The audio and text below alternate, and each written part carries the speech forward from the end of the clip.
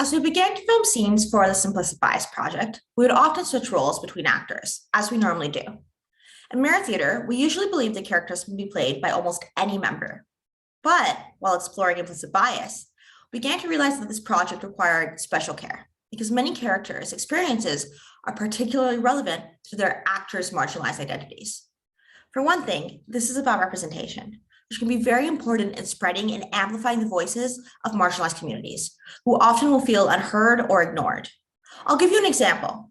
In the scene called Roll Call, Rosie's character experiences microaggression by being the only student to be asked where she is from on the first day of class, rather than being asked more benign questions that the rest of her white classmates received. Being asked where one is from is a common experience of people of color, and this question often can be perceived as expressing beliefs that we don't belong here. We might feel that way even if this wasn't the intention of the person asking the question. As a person of color, I relate to this story because I've also experienced similar questions about my origin, and these types of questions make me feel othered, even though I was born in Canada. This microaggression is specific to being a person of color, because people of color as a group experience being asked where we are from far more often than white people. So in this scene, if we were to recast Rosie with a different person of color, we would still be drawing upon the lived experiences of people of color. But if we were to recast this character with a white person, I believe that this would undermine the fact that this is a microaggression particularly faced by people of color. Not only would it be changing the intention behind the scene, but it would be ignoring the lived experiences and the additional marginalization and discrimination that we experience as people of color.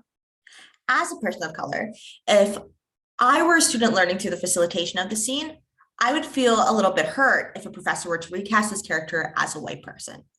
I would feel that this would discount or even erase my similar lived experiences to Rosie's character. However, recasting Rosie's character as another person of color would still honor the lived experience that inspired this scene. The scene I just described is one of the early scenes that we developed. We soon realized that representation can become an even stickier topic. For example, in the scene entitled Misinterpretations, my character is mistaken as a babysitter to her own children. This is yet another example or experience that is common for women of color. The scene was actually inspired by the lived experiences of Dr. Bonnie Wazal, who is herself a woman of color. In rehearsals, we discussed the possibility of substituting the actor playing my character with a white woman, and whether this could result in a discussion on how we interpret behavior depending on the race of the character. We became more and more aware of how complex the issue of representation is. We started considering it very, very deeply. I personally feel that if we were to recast my character to be portrayed by someone white, the recasting could be seen as diminishing the lived experiences of women of color. This could also lead to ignoring how much more common this type of experience is for women of color compared to white women, and thus could be harmful and diminishing to women of color students who have similar experiences to my character. And there's more.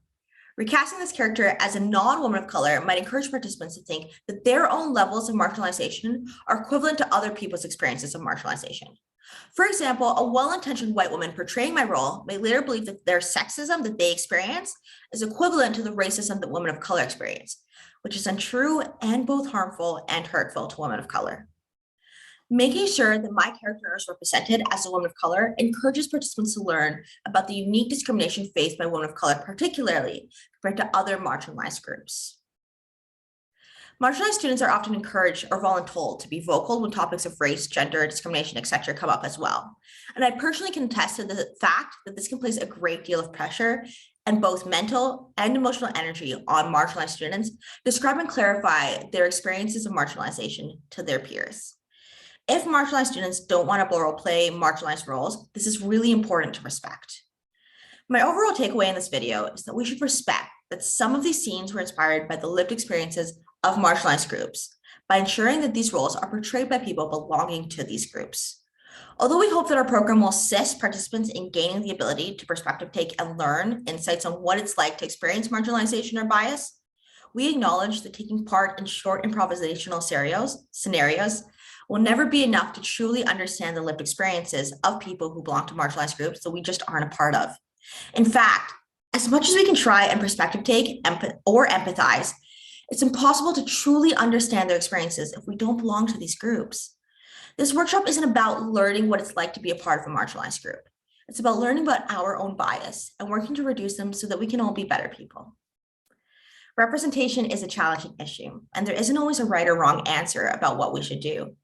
In fact, our team has oftentimes struggled with issues surrounding representation, trying our very best to be as respectful as possible while realizing that we ourselves aren't always sure how to approach it.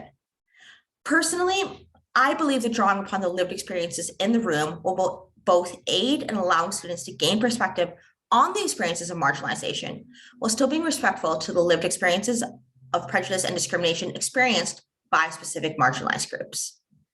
As facilitators of this program, you have the opportunity to really listen to your students, particularly the marginalized students who will have similar lived experiences to the characters in these scenes, on how to tackle any issues surrounding representation.